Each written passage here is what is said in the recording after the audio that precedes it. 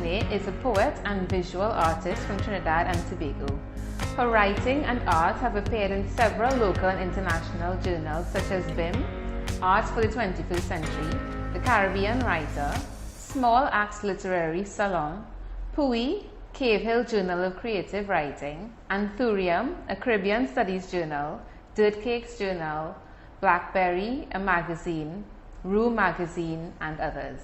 Danielle was awarded the Charlotte and Isidore Pawonsky Prize by the Caribbean Writers Editorial Board in 2009, nominated for a Pushcart Prize in 2010, and awarded the Small Axe Poetry Prize in 2012. In 2015, she was named winner of the Holic Arvon Caribbean Writers Poetry Prize and winner of the Wasafiri New Writing Prize in 2016. She was shortlisted for the Montreal Poetry Prize in 2013 and 2017. Danielle's first solo art exhibition, Creatura, was held at the Art Society of Trinidad and Tobago in June 2013. In that year, her work was featured in group exhibitions Music is the Soul in Toronto, as well as the Female Project in Birmingham, UK. Her first collection of poems, Those Songs, was published in 2018. So, I'm really excited about this interview. I feel like I'm getting at that age where I forget certain memories. So it's very strange. But I think I only interviewed you once before. Yes. Right. A Skype call or something. Yes. I think I was very pregnant. Yes.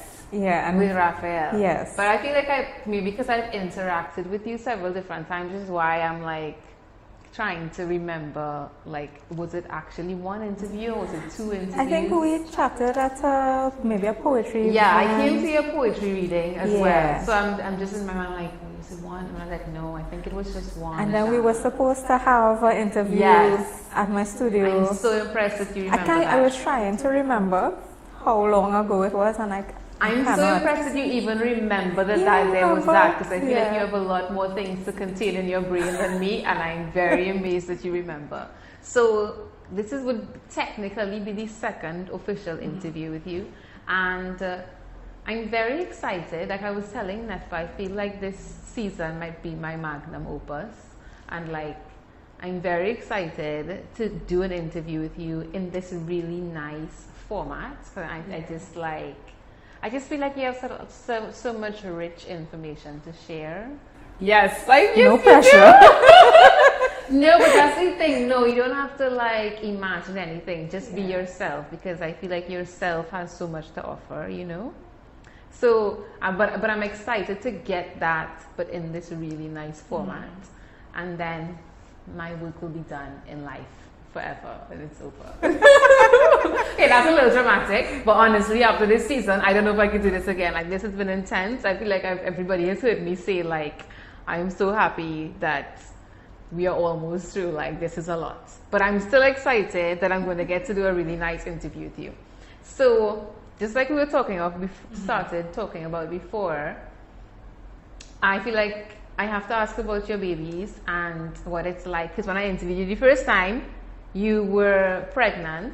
Yeah. So technically, like interacting with one new life, and now you have two babies. So I have to ask what it's like being a mommy of two now. I could potentially talk about that whole day. So it's a lot. It's a lot. It's rich and it's full of inspiration, I guess, but it's also very tedious. It's a lot. It's inspiring, but it's difficult. It's the most difficult thing I've ever done. And like, that sounds real dramatic, but it is. I'm used to having time to paint when I want and write when, and you know, like writing and painting is not something you could always schedule. Like, it doesn't always work. It doesn't always work to, I have 5 minutes now, let me make something great, you know, but that's what I've had to do now. So it's a lot of balance. It changed the way I work, but oh gosh, it also changed the way I love, changed my whole heart. I don't want to cry. But today's a crying day. Yeah, it has. And lately, especially, my 3-year-old is getting so big. He's talking so much. He says he wants to be an artist. He wants mommy to be an artist like him.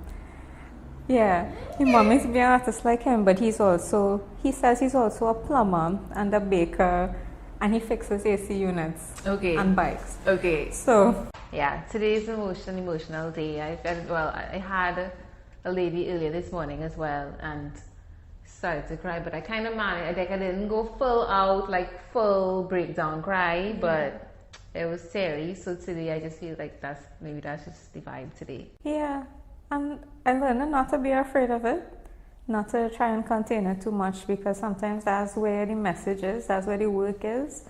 I used to hold back from posting because my Instagram has become kind of like a journal kind of thing. And I used to curate it a lot more carefully, like not post so much about what I feel, because I've struggled off and on with, anxiety and stress and like the pressures of having 2 little ones. But especially this year, I think, as I relate to what you're saying, I think this year has been like being pushed towards feeling what I feel and being open with it, and not worrying too much about if it comes across as weak or how people will receive it, because so many people are at that stage in the journey too. So yeah, it's a year for which stage? Big feelings. Motherhood, new motherhood. Not just that. I wouldn't just confine it to that, but like a point in your life where you're emotionally full to the point where it's struggling, but you're growing. It's hard to explain, but transparency has become important. Like, the struggling doesn't make it less beautiful. It doesn't make it less of an important time. It doesn't make me love my children less. It just means I'm human and I'm trying to balance all these things. And I real rambling, I know. Yeah, but rambling is good. As I was telling them earlier, like the interview we did this morning, it was a little bit shorter in terms of like just time frame. Yeah. And I was like, I was just saying as I was interviewing, like, I know this one ended up a little shorter than the others, but I'm okay with it because I feel like the content was really good. Yeah. And I was like, but I don't worry, I think I'm going to make up for it with you guys when Danielle comes. Like, I feel like it's going to be long. So I'm just like, you can ramble, girl, ramble. Yeah, and it's been a lot. I've been working on, tell me when my art has been really motherhood centered, because I feel like a lot of people have related to what I thought was really personal and limited little snapshots of my life kind of thing, and that's where the art is now. I'm drawing from that place and writing from that place, and so yeah, the life feeds into the art. But oh gosh, they're the most precious things. Yeah, but you said that it's very difficult with the having 2 children, and you touched on some of the difficulty, which is like how it impacts your work, like just the pressures of that, with the time demands and stuff. But are there other aspects of difficulty? Definitely is. The most general thing is, I think, giving so much of yourself, especially as they're both little. They both need a lot. Baby is very intense baby, Gemini baby like me. Intense, strong-willed, physically strong, heavy baby. He's like so like, just like the sun, like, yeah, like I'm here and I'm happy and I want to play, and that's very much his energy. Yeah. Yes, ever since I was pregnant with him, I would get that kind of bright, blinding sun energy from him. But yeah, time for yourself, time to, even your own physical needs, like, it's a luxury to be by ourselves. Today is a luxury to have a long bath, to eat a meal by yourself, to just sit and be alone with your own thoughts. And that's something I didn't think about before I had children. Like, you take for granted time to be in your own head and not with somebody on you physically all the time. So yeah, just the little things like that are hard. taking care of yourself, like time for self-care has been hard, and working, as we were saying, has been intense to find time, and creative work is not always something you could schedule in. Yeah. And when you're tired, it's hard to write and hard to find like creative flow. And incidentally, a lot of work has been happening in the past couple of years to a lot of big projects and stuff. Yeah. So some days I'm like, oh my god. Yeah, I have some What questions am I about doing? that too. No, it's like it's amazing. But like what you were saying before, where you kind of accepted or maybe decided, or some mix inside of there, to share some more of your personal emotions and not filter as much. And like it's actually reminded me of something I was thinking about recently, which is like some posts that I shared, which were about like a poem that was about talking about men in a specific way, and like a Beyonce song that's like an angry song, which is like kind of posting posting about something I feel, which is that I'm angry about something. And I feel like sometimes those, like the softer emotions, that mightn't be received as easily as those harder ones. But I just relate to what you're saying, because I felt recently like, no, this is how I feel, and I'm saying it. Yeah. And if it's a hard emotion, Yeah. like it doesn't mean that I'm not going to say it. This is what I feel. Yes. And so if you need like help to work with it, that's fine, but you will find a way to work with it, because this is what it is. Yeah. And that kind of not wanting to be like this person who's easy, like not wanting to only show my easy side. I'm easy to get along digest with, kind you know of what I mean? emotions. Like, Yes. Yeah.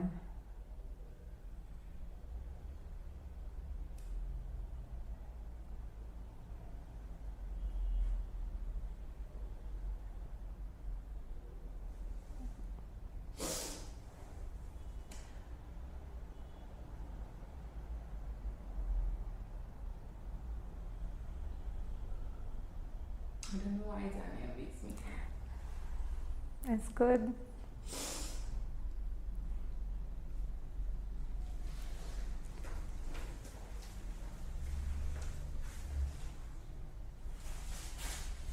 I mean, I feel terrible for making you cry more than once now, but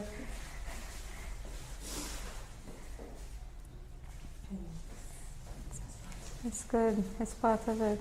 It's good Do you stuff. make other people cry too? I don't know. Maybe, I don't know. But it's good. Oh my god. Don't make me cry now too.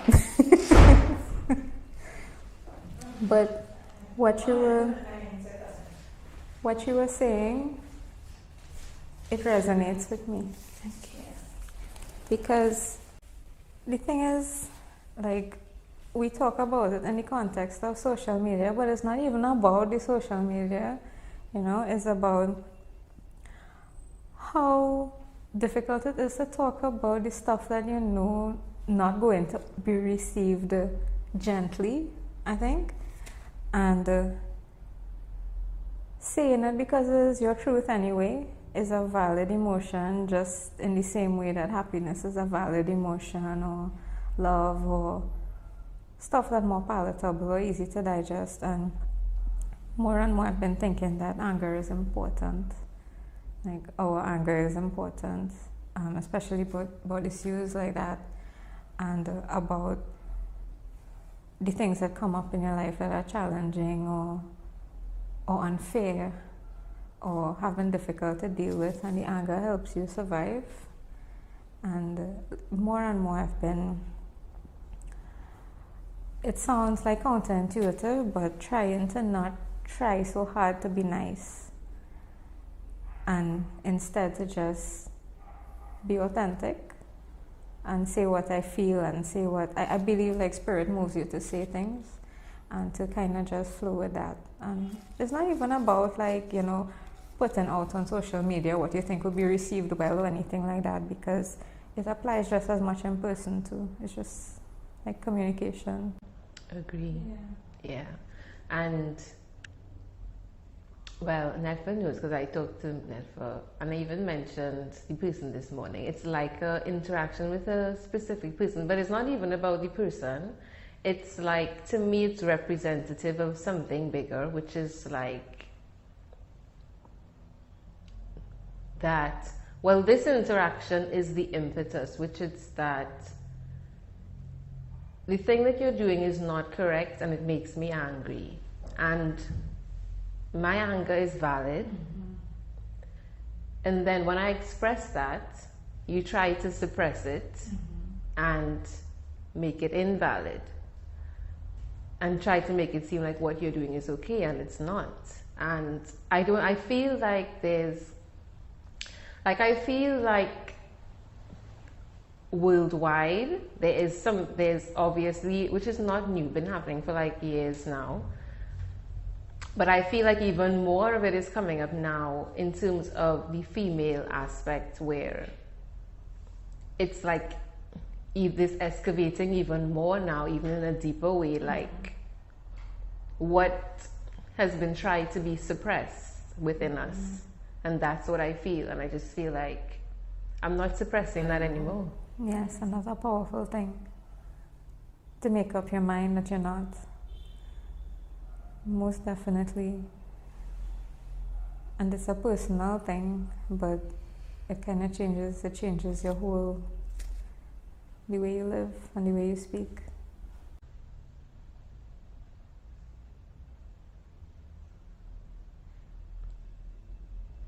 And I just think it's important.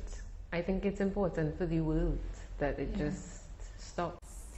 Because it's, I mean, anger, and when I say, like, when we talk about anger, we're not just talking about, you know, like reactive anger, but like anger as a force is creative fire too, is driving force, is motivation. And you're very right, like, historically, women's anger is suppressed and like is kind of like sometimes categorized as like hysteria and overreacting and that kind of thing. So even just to allow yourself to feel that and to feel that openly is a powerful thing. And I relate to that so much, like anger and being open with your anger and your weakness and your sadness and things like that, because at first I felt that admitting that like there's loneliness in motherhood, you know, there's struggle, there's like physical, you know, trauma and stuff like that it made me seem weak or ungrateful for my blessings, which I'm not. But two contrasting emotions can exist at the same time. Absolutely, you can be grateful and angry. You can be, you know, you could have these contrasting feelings and they don't negate each other. And there was freedom in saying that, and now there's freedom in saying that, and not, you know, self-censoring and that kind of thing. I agree. Yeah. Like even I posted a poem, and it was like a very, like not just anger, but just expressing that thread. And I feel like I mentioned this when I was interviewing John as well, which is just my sense, and I'm not a prophet, I could be wrong, but I just feel that a lot of what is broken has to do with that male-female dynamic, a lot of what is broken in the world, and that female aspect that's being excavated now, I feel like it's very crucial. And like not even, like I was listening to this podcast and this video and stuff where, you know, there's the yoga and there's like, you know, talking about your feelings and expressing it in this, like, you know, in this really calm way, and not even like that, but like just letting it be exactly what it is, you know what I mean? Not like trying to package it and be all peaceful about it. Like, and I put out this poem, and it was you know, it had like strong tones in it. It was angry or whatever.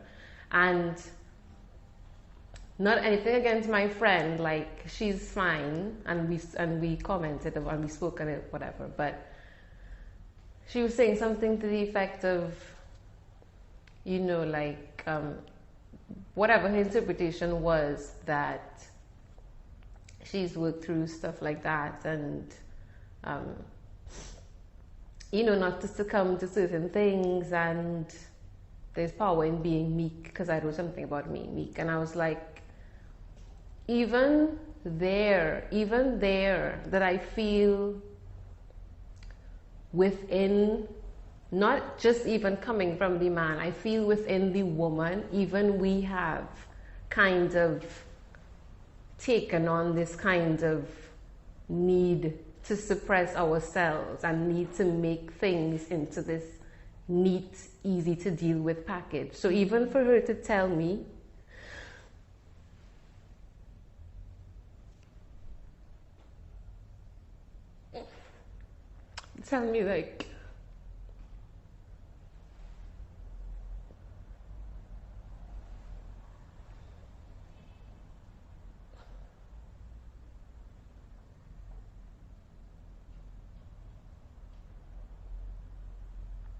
like what I feel in the deepest part of myself, and I feel it like this,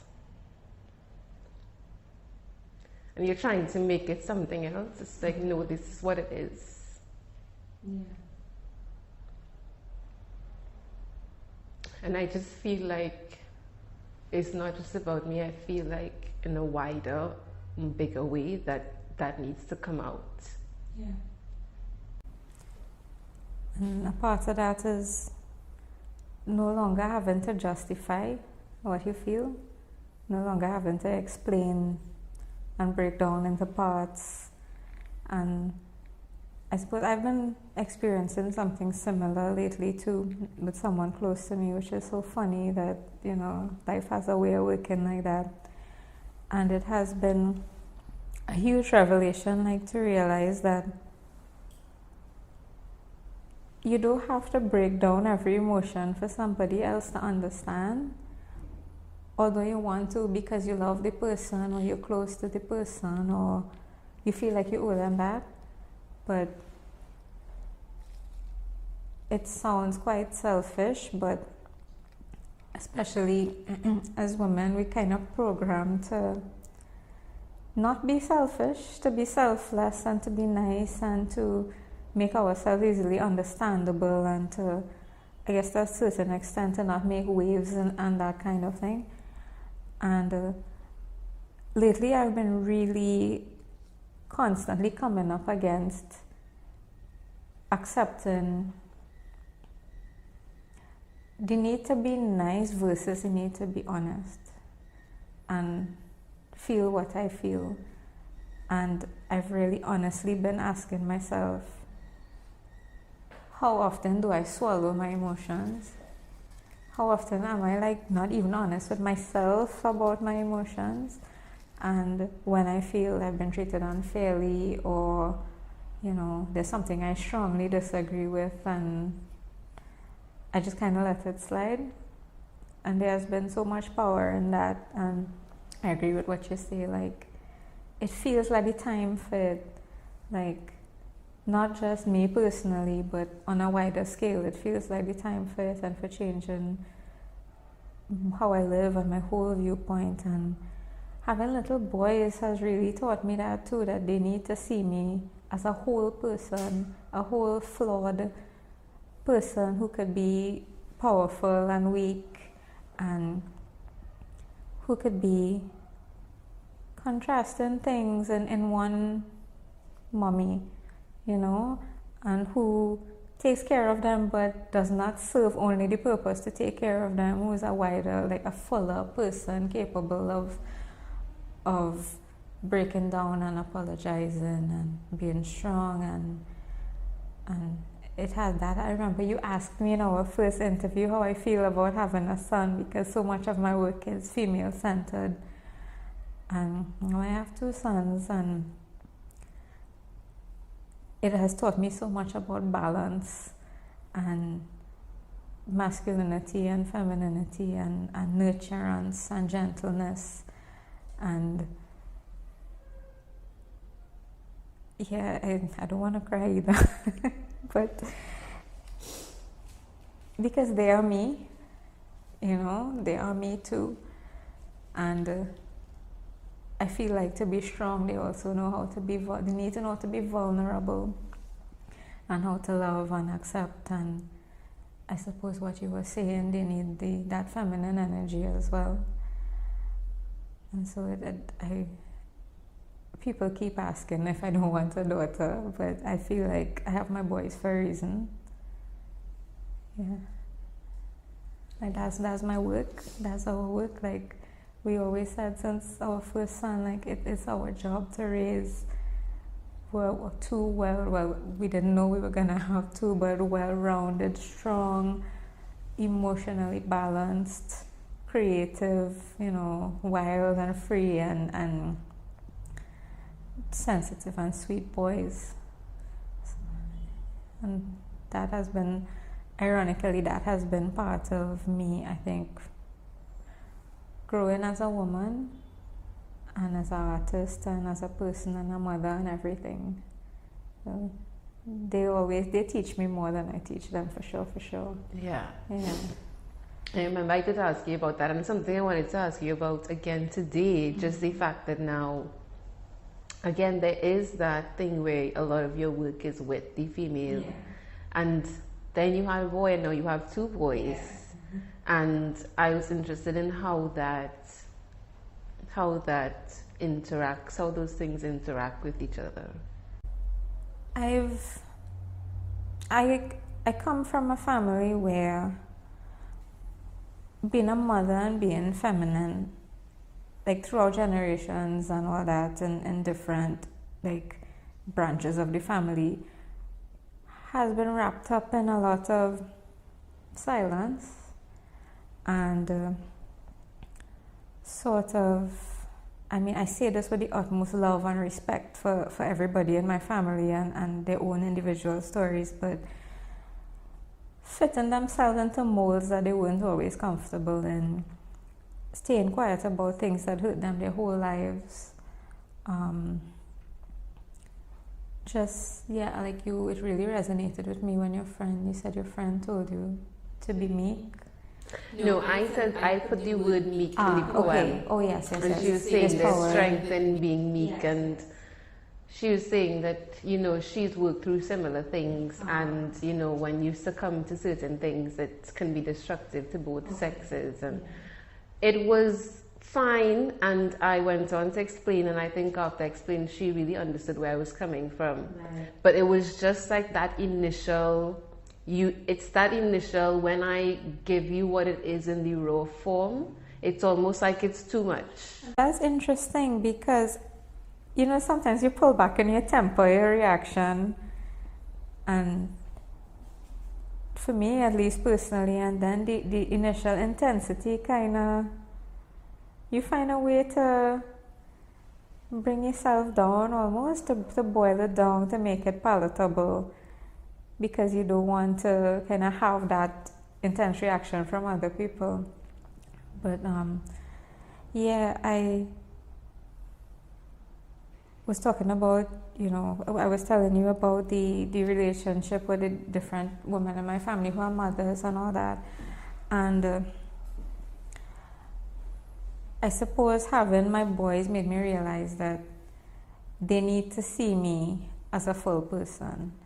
They need to see, because I am their first impression of a woman, and well, we all know we carry our relationship with our mothers everywhere for the rest of our lives, you know, and I want them to see their mother standing in her full power, occupying her full power, and being a whole person who is not just self-sacrificing. As like, I feel like in like conversations about motherhood, we're given a lot of this self-sacrificing thing, that this is what it is, you give them everything, and you do, but we sold this a lot, you know, you give and give till you can't give anymore, and you have children, so that's just what you do. You don't need time for yourself, you don't need hobbies, you don't need work, you don't need anything like that. You don't need to seek your own spiritual and emotional fulfillment, especially when they're young. And I don't want them to see that. And it's not just about me wanting my own life, and there's absolutely nothing wrong with that either. But I want them to have that first image of their mother as being somebody, as being a woman who occupied herself and her calling and her work and her spiritual and emotional self fully. And I feel like they can't grow fully unless I grow fully. And they can't be, you know, fully healed of the things that the world inflicts upon you and the things that we inherit unless I am fully healed. And I take my role, we take, both of us, we take our role very seriously as parents, the two little boys, in a society now where there's so much conversation about masculinity and, you know, how we could do better by our sons and how we could not repeat some of the same shortfalls of previous generations and all that. And it has fed into my work too, because I see myself as more powerful. I see myself as stronger. I see myself as a creative source. I see myself, I appreciate my own strength more after giving birth to two of them and after the struggles of the first couple of years. And now my work has more purpose. And because like time is more condensed and all that, I suppose I work harder and I try to fit more into it. But, you know, like people ask if I go into paint boys now, like, you know, as if it was that simple. But it doesn't change what I feel like called to do, like what I feel my work is, but it changes my purpose and my energy, most definitely. And tell me more about how it changes the purpose. I know you touched on Yeah. it, but I want to like hear more. It's always a kind of shifting thing when people ask me, like, because I guess a lot of like art students with SBAs and that kind of thing asking what is the inspiration and purpose behind your work, and it always changes. But my work always comes from, well, it has its root in how I see myself, and not in a physical way, like in a much more nuanced way, in like feminine spirituality, in myth, and trying to kind of reconstruct stories of people I know. And I want to, there's so much more condensed in a piece now, whereas before I would kind of meander through and see what happens. There's a lot more direct purpose now. Like I want to convey, I feel like the appearance of the work has changed too. It's a vague thing to describe. It's very vague because I feel like it only makes sense to me, but I'll try.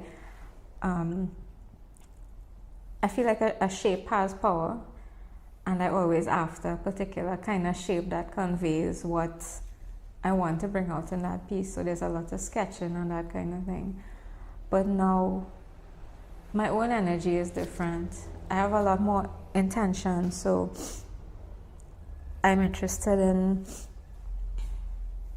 lately my work has been like kind of surrounding the concept of original fire, of creation, of, this is very vague and hard to describe because I'm in the middle of a body of work, but more firm in intention, and I'm getting more comfortable with saying what my work is about too, and not just worrying like how it's going to be received, like to talk about, you know, like motherhood and spirituality, womanhood and spirituality, yeah, just kind of making myth physical, not just like wider myth, but like personal myth, and stories are personal myth.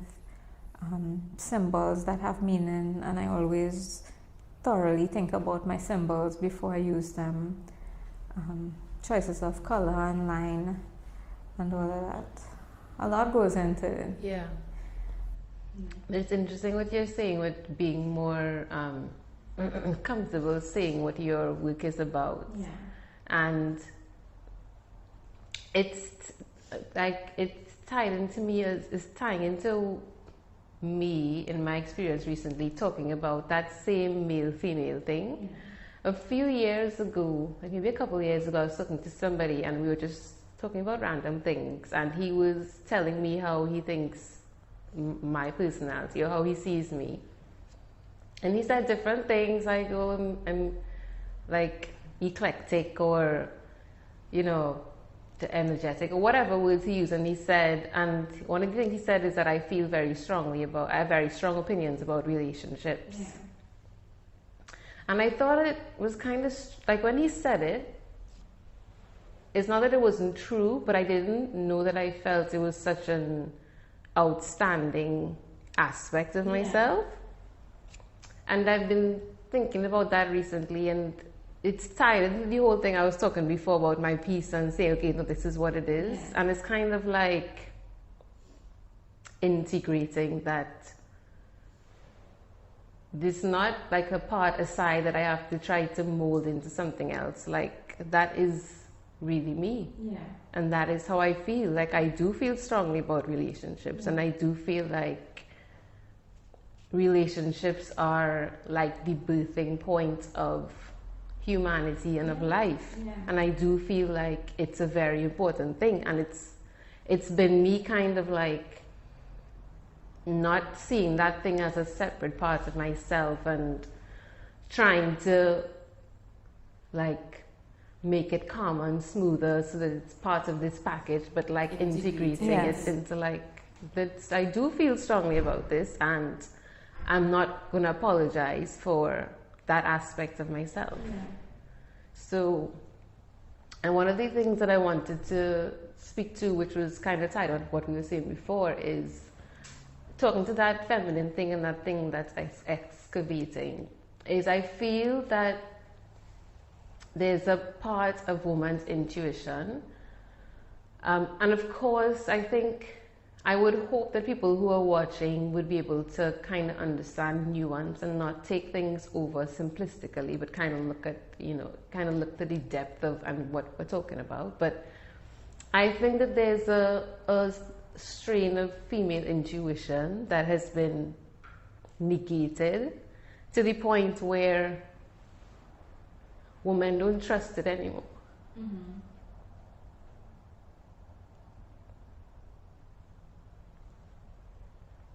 Like, they don't trust themselves. Yeah.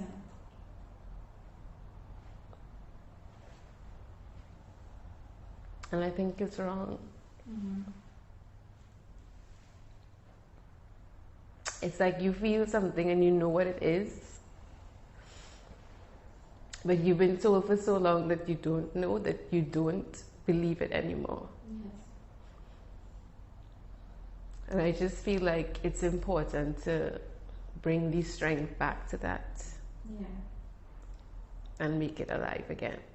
And that's really interesting, because just so much of what you're saying relates to things that I've been thinking of or working through at the moment. I've been, just as I was saying to you, that a lot of my work I've been kind of solidifying what I want to say and being clearer about it. When I just started, you know, painting and writing, and I don't separate that from my personal life. So a conversation about that is a conversation about me. I suppose I went into it so guarded because of some of the feedback I would get.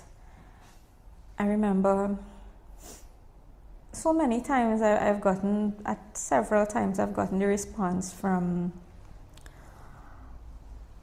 women, but quite a few male artists and writers, old people, you know, more mature than me or more accomplished than me that,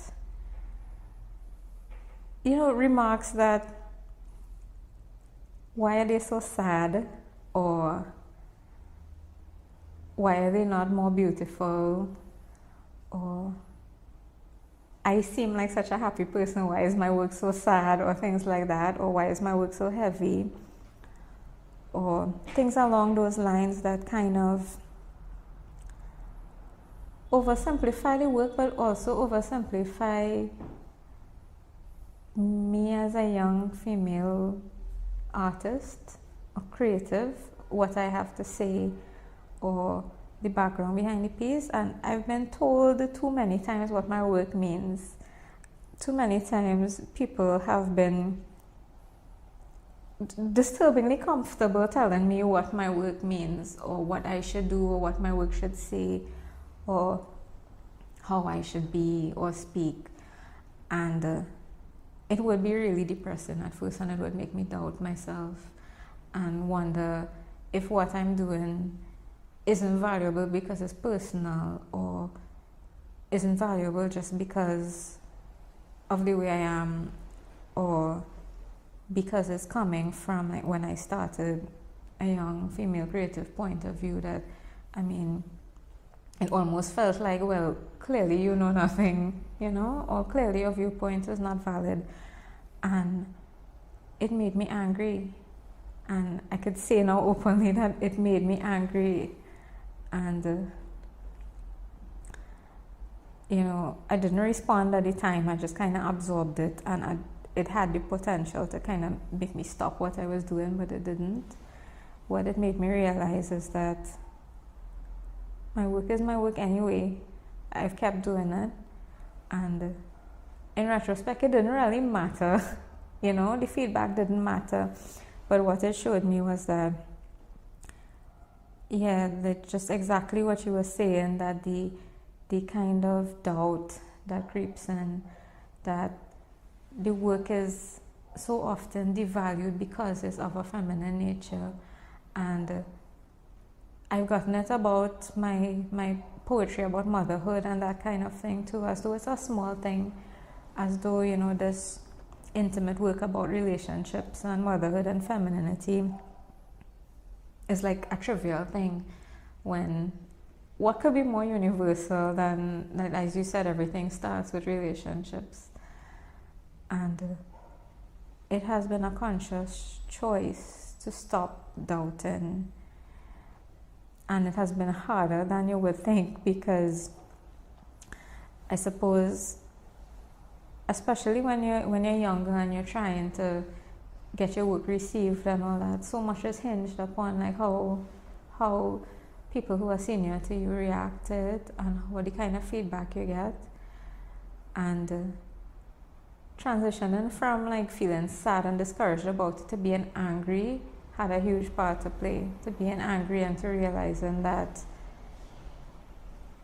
this isn't, it's not coming from a place of authentic, like an authentic response, but it's a kind of gut reaction to keep you in your place, kind of. And as you were saying, I hope like people don't receive that in a really simple way, because it's not like the person is consciously trying to put you in your place, but it's just how things are set up.